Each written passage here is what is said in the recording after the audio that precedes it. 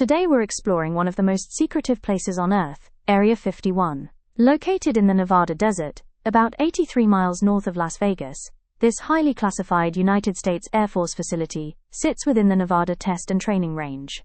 Known officially as Groom Lake or Homey Airport, Area 51 covers roughly 575 square miles of restricted airspace. For decades, this remote military installation has been the center of countless conspiracy theories, government secrecy, and some of the most advanced aircraft development in history. We'll uncover the real story behind the mystery, separating fact from fiction. The story of Area 51 begins in 1955, when the Central Intelligence Agency and Lockheed Corporation were searching for a location to test their top-secret U-2 spy plane.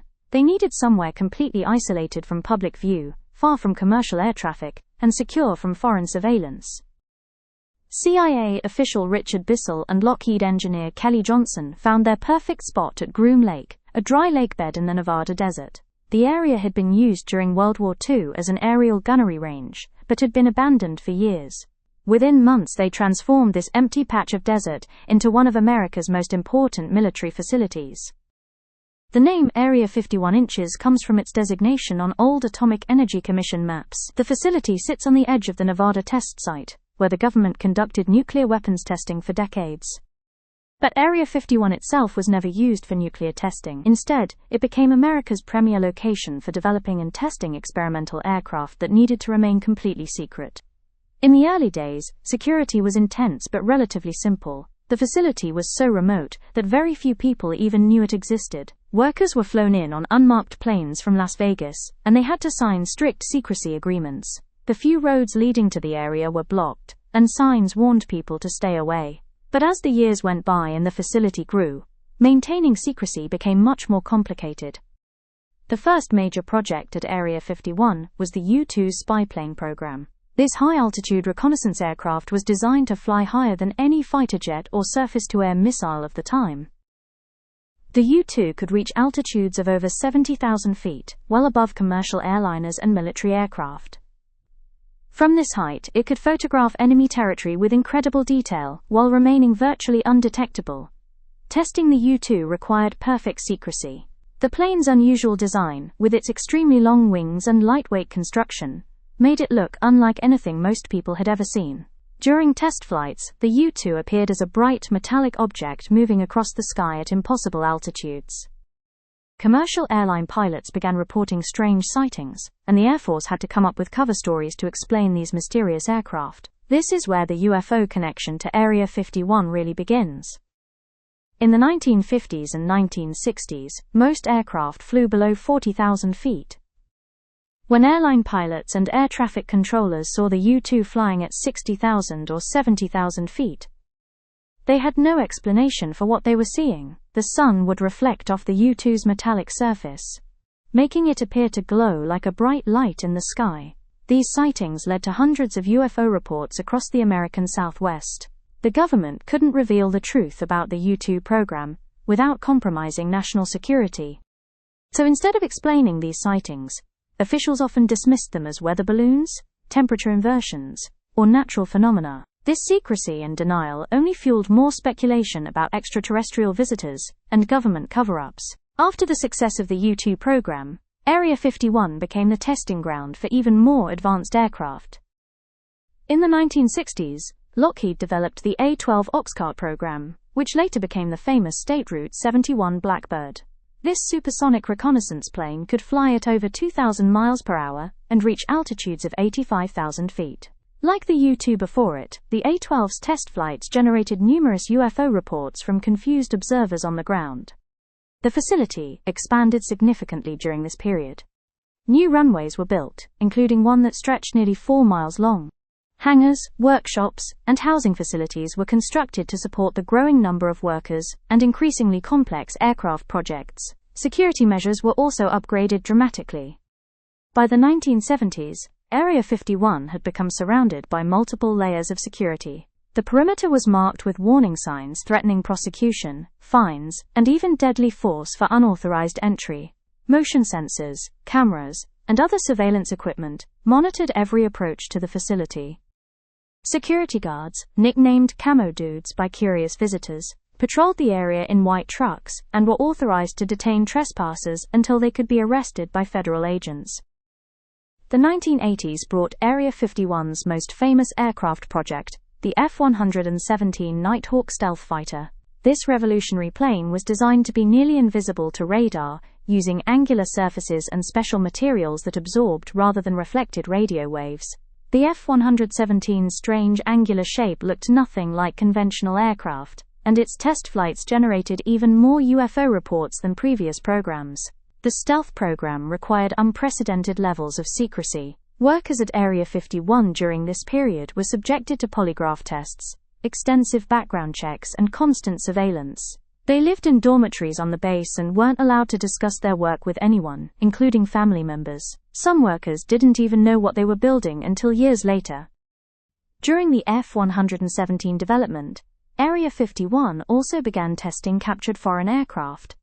The facility obtained Soviet MiG fighters, Chinese aircraft, and other foreign military hardware through various intelligence operations. These aircraft were carefully analyzed and test-flown to understand their capabilities and develop countermeasures. Pilots who flew these foreign aircraft had to be sworn to absolute secrecy about their experiences. The combination of experimental American aircraft and captured foreign planes created an incredible variety of unusual flying objects in the skies above Area 51. Observers who caught glimpses of these test flights saw aircraft that seemed to defy conventional understanding of aerodynamics and propulsion. Some aircraft used experimental engines that produced unusual exhaust patterns or sound signatures. Others had unconventional shapes that appeared to hover or move in ways that seemed impossible. Public interest in Area 51 exploded in the late 1980s and early 1990s, largely due to a man named Bob Lazar. In 1989, Lazar appeared on Las Vegas television, claiming he had worked at a facility called S4, located south of Area 51. He said he had seen and worked on extraterrestrial spacecraft that the government had recovered and was trying to reverse engineer. Lazar provided detailed descriptions of alien technology and claimed the government was hiding the truth about UFOs from the public. Lazar's claims were never verified, and many aspects of his story have been disputed or debunked. However, his allegations brought unprecedented media attention to Area 51. Suddenly, this previously unknown military facility became synonymous with UFOs and government conspiracy theories. Books, movies, television shows, and documentaries began featuring Area 51 as a center for alien research and cover-ups. The increased attention created serious problems for the facility's operators. UFO enthusiasts, conspiracy theorists, and curious tourists began gathering at viewpoints outside the restricted area, hoping to catch glimpses of alien spacecraft or secret government activities. The small town of Rachel, Nevada, located about 25 miles from Area 51, became a destination for UFO seekers, and renamed its local restaurant, the Little Alo Inn. To maintain operational security while dealing with increased public interest, the military had to take additional measures. In 1995, the Air Force seized control of Whitesides Mountain and Freedom Ridge, two public viewpoints that had allowed civilian observers to see into parts of Area 51. This expansion of the restricted area pushed curious visitors even further away from the facility. The government's official response to questions about Area 51 remained consistent for decades. They neither confirmed nor denied the facility's existence or purpose. This policy of non-acknowledgement was designed to protect classified programs, but it also contributed to conspiracy theories and speculation. When officials refused to discuss Area 51 at all, many people assumed they were hiding something extraordinary. In reality, the secrecy around Area 51 had nothing to do with extraterrestrial technology. The facility's real purpose was testing advanced military aircraft that represented billions of dollars in research and development. These programs were classified not because they involved aliens, but because they gave the United States significant military advantages over potential enemies. Revealing details about stealth technology, advanced radar systems, or experimental propulsion methods could have compromised national security and allowed other countries to develop countermeasures. Throughout the 1990s and 2000s, Area 51 continued to serve as a testing ground for classified aircraft projects. The facility was reportedly involved in developing various unmanned aerial vehicles, advanced stealth aircraft, and experimental propulsion systems. Workers continued to be transported to the site on unmarked flights from Las Vegas, and security remained extremely tight. The cultural impact of Area 51 during this period was enormous. The facility appeared in countless movies, television shows, video games, and books. Science fiction writers used Area 51 as a setting for stories about alien contact and government conspiracies. The facility became so famous that it appeared on tourist maps and souvenir T-shirts, despite technically not existing according to the government. One of the most significant events in Area 51's history occurred in 2013, when the CIA finally acknowledged the facility's existence. Documents released through a Freedom of Information Act lawsuit confirmed that Area 51 was a classified military installation used for testing experimental aircraft. The documents provided details about the U-2 and A-12 programs, explaining many of the UFO sightings from the 1950s and 1960s. However, the 2013 acknowledgement didn't end the mystery surrounding Area 51. While the government confirmed the facility's existence and revealed some historical programs, current operations remained classified. Officials made it clear that Area 51 continued to serve important national security functions and would remain off-limits to civilians. Today, Area 51 continues to operate as a highly classified military facility. Satellite images show ongoing construction and aircraft activity at the site. The facility's runway system has been expanded and upgraded multiple times, suggesting it remains active in testing new aircraft technologies. However, specific details about current programs remain classified. Security around Area 51 has evolved with modern technology. While the basic perimeter remains marked with warning signs and patrolled by security personnel, the facility now uses advanced surveillance systems including satellite monitoring, electronic sensors, and possibly even automated security systems. Trespassers can be detected and tracked from miles away, making unauthorized access virtually impossible. The legal consequences of approaching Area 51 are severe and well documented. Federal law prohibits entry into the restricted airspace around the facility, with violations subject to fines exceeding $600 and possible imprisonment. Photography of the facility from outside the restricted area is technically legal, but visitors are often questioned by security personnel and federal agents. Despite decades of conspiracy theories and speculation, no credible evidence has ever emerged to support claims of extraterrestrial technology at Area 51. The strange aircraft sightings that fueled UFO theories have been explained by declassified information about experimental military programs. The unusual flight characteristics observed by witnesses were the result of advanced human technology, not alien spacecraft. The scientific community has consistently pointed out that the physics and logistics of interstellar travel make extraterrestrial visitation extremely unlikely. The vast distances between stars, the enormous energy requirements for interstellar flight, and the lack of any physical evidence for alien technology all argue against the UFO theories associated with Area 51. However, the facility's real history is arguably more fascinating than any alien conspiracy theory.